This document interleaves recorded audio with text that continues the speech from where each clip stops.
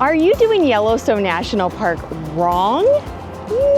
Chances are, if you're spending most of your time in the Old Faithful area of the park and the surrounding areas, you just might be missing out. In fact, there are some amazing attractions, activities, and viewpoints away from the main areas of the park. And the greatest part of it, it's a lot less crowded. Come along with our family as we take an RV trip to Yellowstone National Park. We'll take you to all the top spots and some of the lesser known areas to explore. The Tower Roosevelt area is a really interesting geology section of the park. Here you'll find unique rock pinnacles and interesting rock formations you won't see elsewhere. And Tower Falls. A must-do fun family activity is the cookout dinner that's right in the national park. It's located next to the Roosevelt Lodge. You can take a horse, a wagon, or a stagecoach out to a cowboy cookout dinner.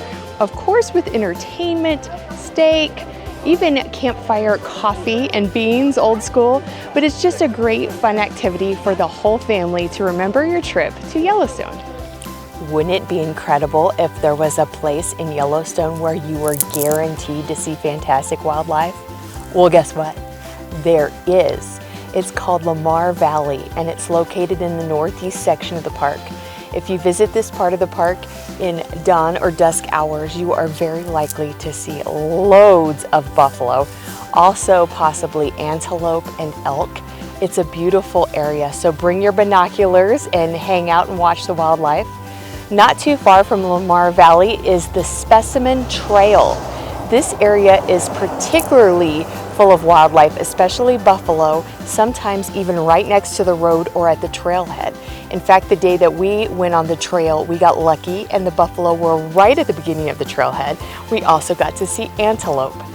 If you're not in the northeast section of the park, you can also try Hayden Valley, which is a similar area that's more in the south central area of the park. But whichever area you choose, Yellowstone is just teeming with gorgeous wildlife. It's incredible. If you're looking for a fun place to visit outside of the park, check out West Yellowstone. It's a really fun place full of shops, restaurants, and activities, and it's very close to the west entrance to the park. Of course, it's touristy, but it's also got a very unique Western flair to it. If you only have time for one activity when you're in town, make it the Grizzly and Wolf Discovery Center. It won't take a lot of your time, maybe even an hour, but it's a great animal rescue facility where you can view grizzly bears and gray wolves up close. You can also learn more about these beautiful animals. In addition, they have a North American river otter exhibit, and they also have a raptor exhibit. And the benefit of this place is it stays open till late. During our visit, they're open till 7. So you can even stop by after spending a day in the park. One of the largest hurdles to planning an RV trip to Yellowstone is actually trying to figure out where to stay. Why? Because Yellowstone is an enormous national park.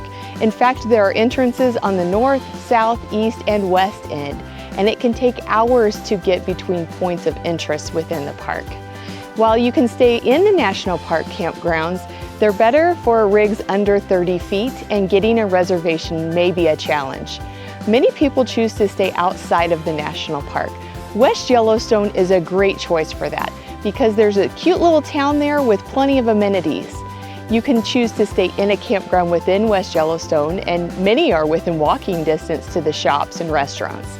Or you can decide to do what we did, which was go out a little farther, and we found the hidden gem, which I think is the best place to camp for Yellowstone. And it is Henry's Lake State Park. It's about 15 miles outside of West Yellowstone from the West National Park gate, and it's on the Idaho side. But it's totally worth those 15 miles to get a huge campsite sitting right on the lake with the surrounding Idaho mountains. It is just epic scenery here. Very quiet, very private. Of course, you can't come to Yellowstone without checking out Old Faithful. Old Faithful is named that, of course, because it erupts about every 90 minutes. You can find the schedule of the eruption for Old Faithful and a few of the other geysers in the park by calling a phone number listed in your visitor guide. You can also go to a visitor center or a lodge, and they have the times listed. The Beehive Geyser actually is taller than Old Faithful and erupts for much longer. The issue is it's not as predictable, but we got a ranger tip and we're able to view it during our visit. So the actual geyser has a cauldron-shaped formation, but right next to it, there can be a water spout that starts to shoot up.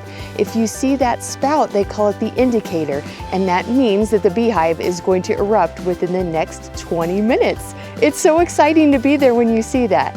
And it actually only erupts maybe every 15 or so hours per day. So the window between eruptions is very long, but if you can catch it during your visit, it's spectacular.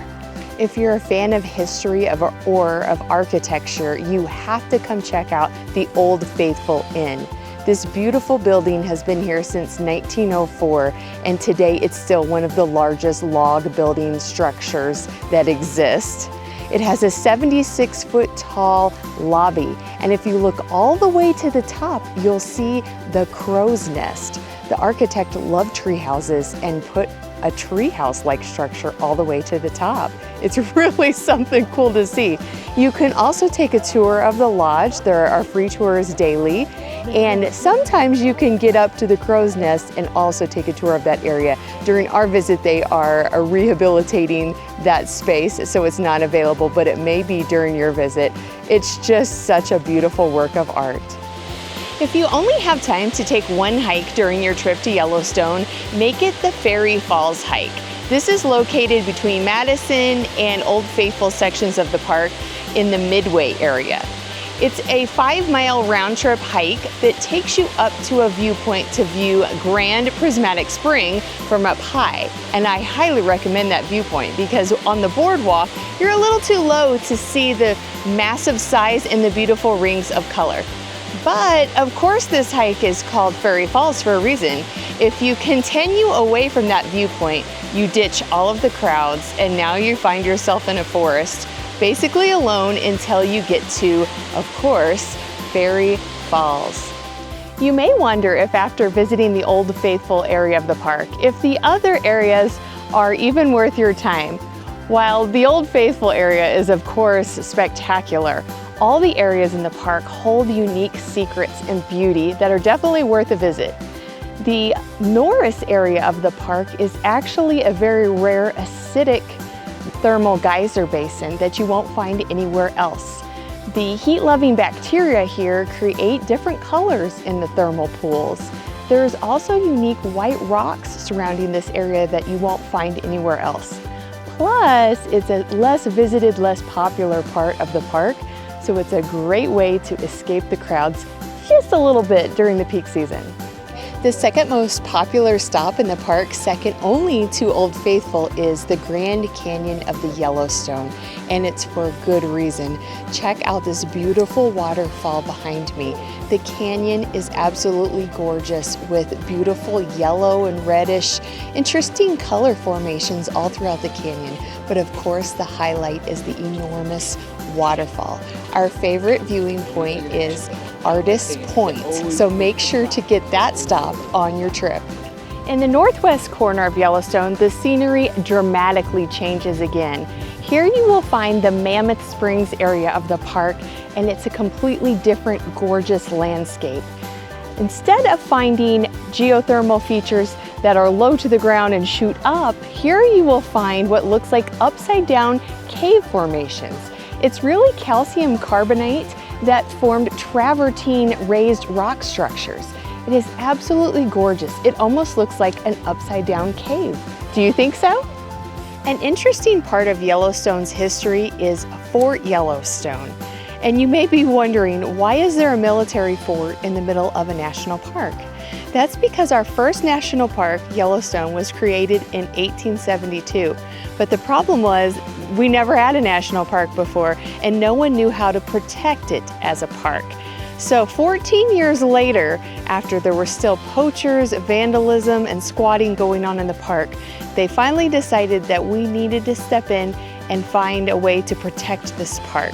So Fort Yellowstone was formed and the military stepped in to enforce the rules of our first national park. Today you will find all of the military buildings still in existence. You can walk around and see them. Most of them are used now for employee housing and administration buildings. But it's really interesting to think about a national park that had zero protection and anyone could still do whatever they wanted to do until Fort Yellowstone. When Yellowstone was established in 1872, there was only one national park entrance, and that is the one that is located in Gardiner, Montana. In fact, this is the gateway to Yellowstone National Park. It's the Roosevelt Arch. Teddy Roosevelt was actually in town visiting on a camping trip when they were building this arch to serve as the big entrance to Yellowstone National Park. Still to this date, it is the north entrance to the park, and it is the only park entrance that's open year-round. The little town of Gardiner has some really cute shops and restaurants. You can also go whitewater rafting here on the Gardiner River. About 8 minutes north of Gardiner, you will find Yellowstone Hot Springs. This is a pool complex with local springs to take a dip, both hot and warm springs, with a beautiful backdrop of the mountains and the river. But there's also an RV campground, so this could be a great place to stay for your northern Yellowstone Park adventures. Now that you know about some of the lesser known areas to visit in Yellowstone, I am curious, are you excited to take your next RV trip to Yellowstone National Park?